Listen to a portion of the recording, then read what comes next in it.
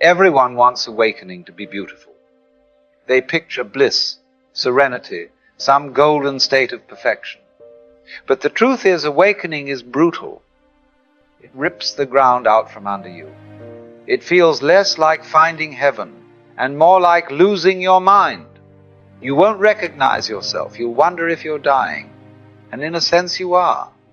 Because what's waking up is not the self you've been protecting all these years, but the self that's been buried beneath it.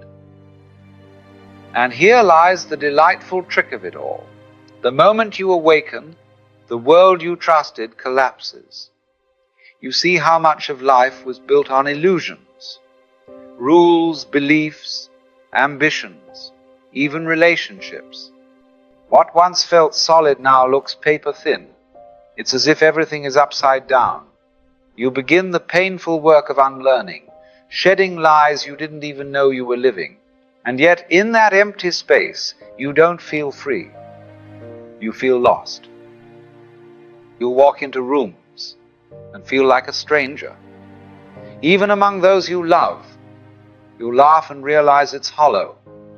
You'll ache with a disconnection so sharp it feels like exile.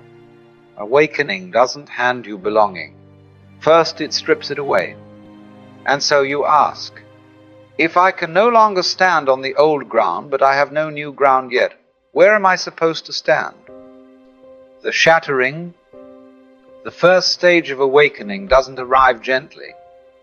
It does not whisper in your ear or come to you in meditation. It comes as a storm. It tears apart the life you thought was yours. It feels like failure. It feels like punishment. It feels like life itself has turned against you. It doesn't feel spiritual at all.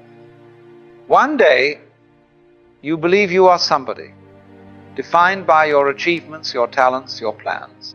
You've built an image, and the world seems to recognize it. Then suddenly the storm comes, it all collapses. The partner you leaned on leaves. The career you spent years building crumbles. The money vanishes. Your health betrays you. Sometimes life takes one piece, sometimes it takes them all. Imagine a surgeon who loses his hands. The one thing he used to prove his existence is gone. Suddenly there is nothing left to prop him up. With them he built his career, his pride, his sense of self. And then, in a single accident, they are gone. If you take his wealth, he can earn it back. If you take his lover, he may find another. But take away the one thing he staked his very existence on, and he cannot even lift a cup of coffee. Who is he now? Nothing of the old image remains. And what's left? A naked truth you don't want to face. Without all those props, you are not the somebody you thought you were.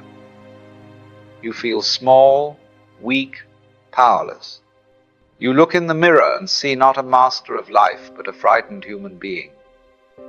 The image you spent years building shatters, and in its place stands only pain. This is the bottom. This is the suffering stage. The stage where you discover, not in theory but in pain, that you are not invincible. You are small. You are breakable. Here the ego does not surrender willingly. It fights. It rages. It clings. You will try to climb back, to rebuild the relationship, to get the career back on track, to force life to return to what it was. But the harder you fight, the worse it gets. Every attempt to glue the mask back together only makes it fall apart faster. That is why this stage is so terrifying. For the first stage of awakening is not about insight, it is about loss. Life strips you bare, and only in that unbearable emptiness can the journey begin. Before a human being can surrender to life, they must first be broken by it. If the first stage rips the ground from beneath you, the second stage keeps you there. This is the dark night. It doesn't last a day, it lingers for months, years, even decades. It is the long purgatory where the ego fights for its life. This phase is characterized by intense questioning, confusion, and the deconstruction of old beliefs. You see now that the world you trusted was built on lies, but knowing this doesn't set you free. You feel as if your entire existence has been a cruel joke. What you studied, what you worked for, what you loved, suddenly it all looks false, upside down. Nothing feels solid, nothing feels true. And here begins the real torture. You try to live by the truth you've glimpsed, but the ego won't allow it. You practice letting go, and then you fall back. You catch yourself clinging, performing, chasing again. Again and again you fail. Each time you suffer more, because you know you're trapped in the very illusion you've already seen through. This is why it is called a night. Not because it is brief, but because it feels endless. You wander through years of confusion, rejection, loneliness. You cannot return to who you were, and yet you cannot yet stand in who you are becoming. This is the crucifixion of the ego. A long dying, stretched out over time, and no one passes through it without being broken again and again. When the old foundations fall away, the mind naturally begins to search. You cannot go back to what you once believed, and yet you cannot remain in the void. So you seek, you explore. You turn to books, teachers, philosophies, religions, psychology, anything that might restore some sense of meaning. This is the stage of seeking. And at first it seems like you are gathering fragments from many different places. One tradition says this, another says that. A mystic speaks of union. A physicist speaks of energy. A psychologist speaks of the unconscious. On the surface they look separate, contradictory even.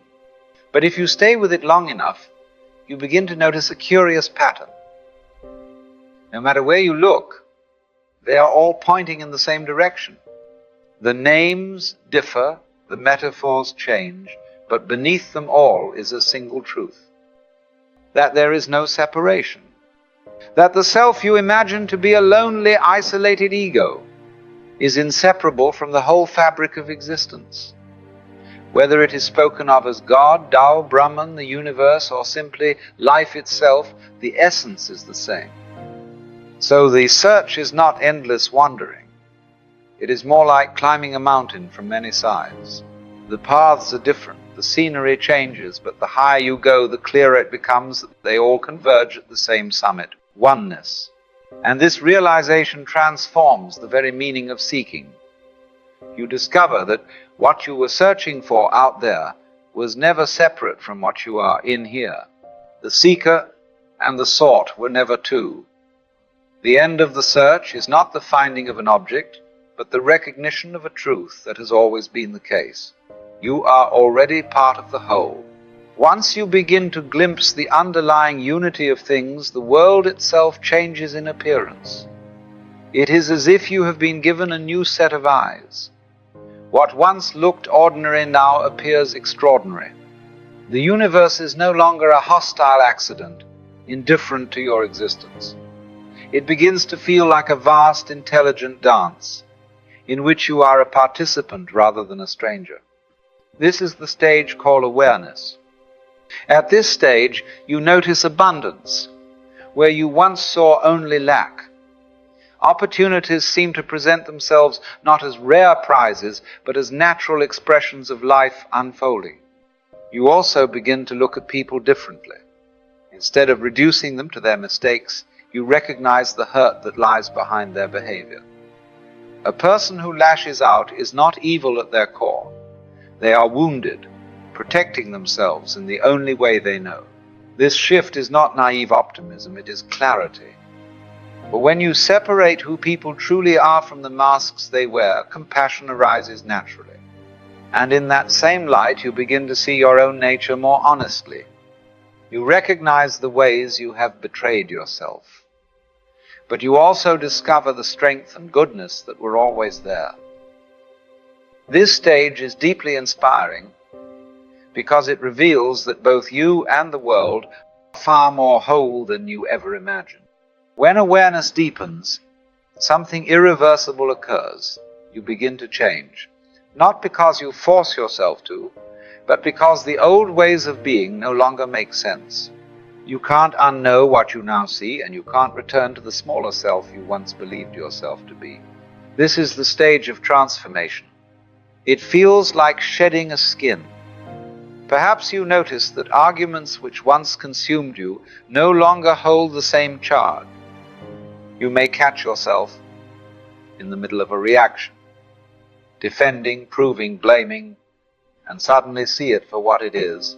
Instead of being swept away, you step back, breathe, and choose differently.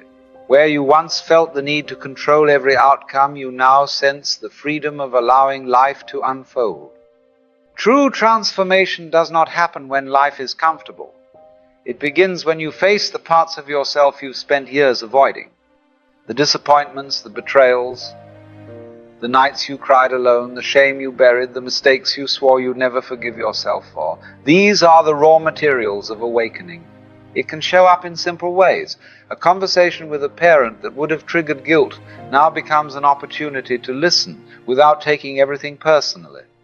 A change at work no longer defines your worth. It simply redirects your path.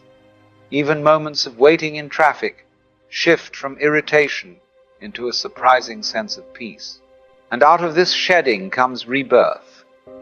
A new sense of self emerges, not the fragile ego struggling for recognition. A deeper self that feels rooted, alive, and authentic. Relationships change, priorities realign, and you discover that life moves more like a current to join than a battle to win. You find that your actions are guided less by fear and more by trust. This rebirth is not about becoming someone else. It is about remembering who you truly are. It is the beginning of living in alignment with what you have discovered, that you are not a fragment battling against the universe, but an expression of the universe itself. And when that becomes more than an idea, when it is lived and breathed, life takes on a quality that feels both entirely new and profoundly natural. And from that recognition that you are not a fragment battling against the universe, but an expression of it, comes a profound shift in perception. You begin to feel the threads of connection everywhere. What once appeared separate now reveals itself as part of a larger fabric. The people you meet, the challenges you face, even the smallest coincidences, suddenly they are not happening to you, they are happening for you. This is the stage when you can feel the connection between yourself and the universe. This is what many call synchronicity. Life begins to show a kind of hidden order, a rhythm that unfolds with uncanny precision. A book falls into your hands at just the right moment. A stranger speaks the very words you needed to hear. An apparent setback opens the door to an unexpected opportunity. These events may look like accidents from the outside, but from within they feel like guidance. And here the sense of isolation dissolves. You recognize that you are not wandering through a meaningless chaos, but participating in a living tapestry where every thread is connected. Your individuality is not lost in this discovery. Just as a wave remains a wave while belonging to the ocean, you remain uniquely yourself while inseparable from the whole. As this awareness deepens, you see that you are not only connected, you are also being led, protected, and provided for at every step. The same intelligence that moves the stars is moving you. And once you begin to trust that, fear loses its grip, because you finally know you are never abandoned, never separate, always held within something immeasurable. You realize you no longer need protection from life, because you are life. And more than that, you love life. Every rise, every fall, every joy, every sorrow, each is part of the same current carrying you forward.